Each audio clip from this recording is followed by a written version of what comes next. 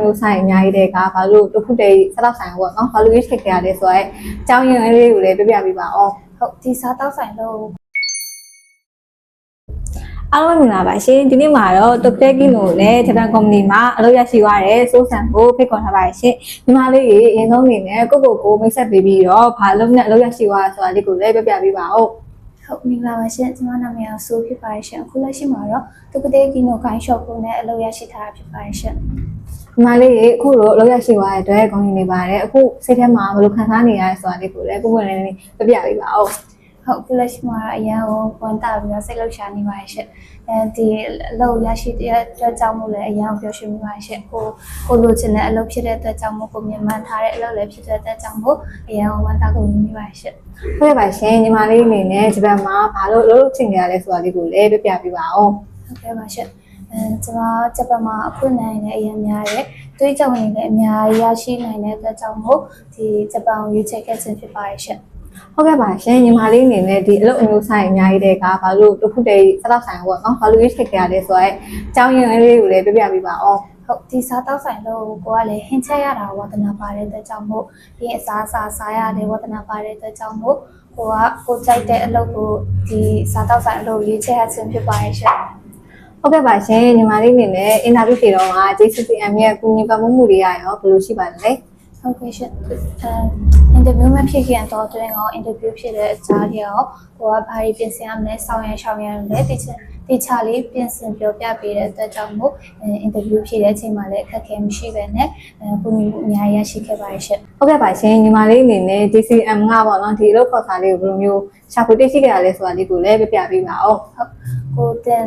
ကိုတင်တဲ့နေရာနေတစ်ဆက်ပေါ့နော်ဆရာကြီးလည်းပြောပြပေးတယ်တင်ငယ်ချင်းတွေလည်းပြောပြပေးတဲ့အတွက်ကြောင့်မို့ဒီအလုပ်ကိုအဆင်ပြေသူတို့လည်းအဆင်ပြေနေတဲ့အတွက်ကြောင့်မို့ပေါ့နော်ကိုက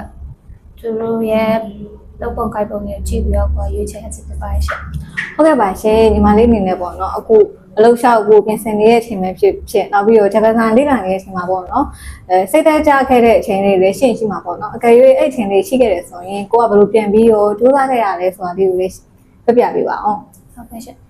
စိတ်သက်ကြကတော့အများကြီးရှိခဲ့ပါရှင်ဒါပေမဲ့ကိုကစူးစမ်းမှာပေါ့နော်ကိုမိဘတွေကိုထောက်ပံ့နိုင်မှာဖြစ်တဲ့အတွက်ကြောင့်မျိုး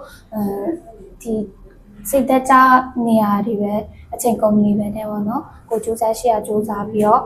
အာမလျှော့ပဲနဲ့တေချာလေးလာပြီးတော့တေချာလေးစမှုဘဲကိုလေးတေချာဖြည့်ပြီးတော့ပေါ့နော်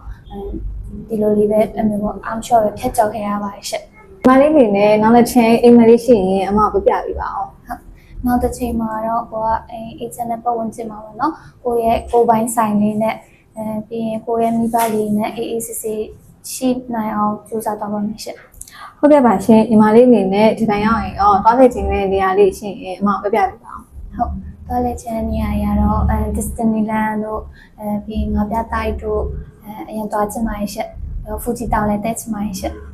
ဟုတ်ကဲ့ပါရှင်နောက်ဆုံးအနေနဲ့တိုကဲကီနိုနဲ့ဂျပန်တော့ဖို့စူးစမ်းနေတဲ့ညီငယ်ညီမငယ်လေးအတွက်စကားလက်ဆောင်လေးပြောပြခဲ့ပါဦးဟုတ်ကဲ့ပါရှင်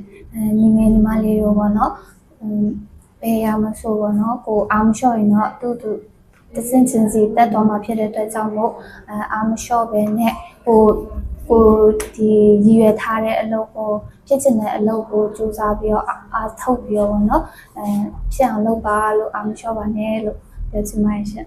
ဟုတ်ကဲ့ပါရှင်ညီမလေးအခုလိုမျိုးတကူတကအင်တာဗျူးဖြေဖို့အချိန်ပေးရတဲ့အတွက်ကျေးဇူးတင်ပါတယ်နော်ဟုတ်ကဲ့ပါရှင်